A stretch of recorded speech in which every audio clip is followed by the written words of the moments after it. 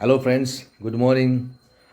ગઈકાલના એક નાના બ્લોગ પછી આજે બીજા દિવસે ડે 2 બીજો બ્લોગ અમે બનાવવા જઈ રહ્યા છીએ.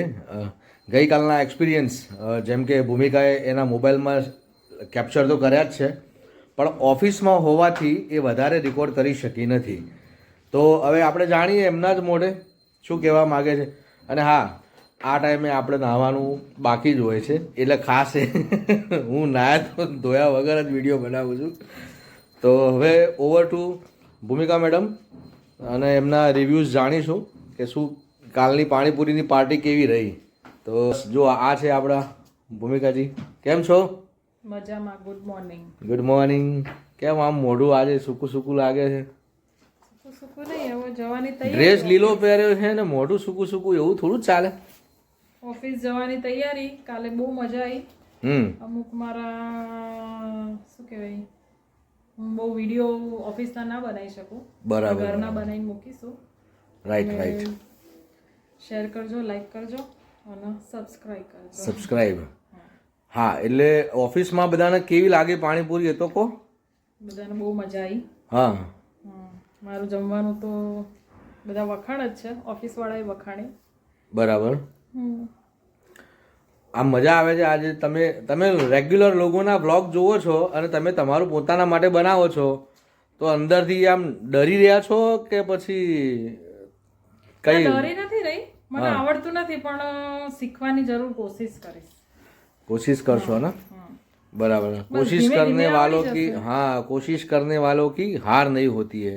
કારણ કે તમે લેસન તો પૂરેપૂરું કરી લીધું છે બધાના બ્લોગ જોઈને, એટલે હવે તમને તૈયારીમાં આમ વાંધો નહીં આવે. બરાબર ને? રાઈટ. બસ તો કંઈ નહીં, હવે તમે બાકીના જે વિડીયોઝ તમારે ત્યાંથી લેવાના હોય એ લેજો, ઓફિસથી અનુકૂળતા થાય એ પ્રમાણે. ચોક્કસ. બરાબર. બસ આજુ ઓફિસ જવાની તૈયારી. હા, જઈએ છીએ ઓફિસ. જો અત્યારે ઘડિયાળમાં કેટલા 10:20 થઈ, આ પાર્ટી હવે ઓફિસ જશે. આજે મોડું થઈ ગયું છે, આમ તો વહેલા નીકળી જાઉં છું. બરાબર. આજે મોડું થઈ ગયું છે. જી. ચલો ત્યારે મળીએ. બાય. આવજો. ટાટા. હા તો મિત્રો, ભૂમિકાજી તો ગયા હવે ઓફિસ. બસ એમનો ઉત્સાહ વધારવા માટે એમને થોડો સપોર્ટ કરજો. હું વિડીયોગ્રાફીમાં ચોક્કસથી મદદ કરીશ એમને 100%. અને ક્યાંક હું મારું પ્રવચન પણ આપતો રહીશ, જેમ કે હું મારા રીલ્સને વગેરે ફેસબુક પર મૂકતો હોઉં છું એવી રીતે.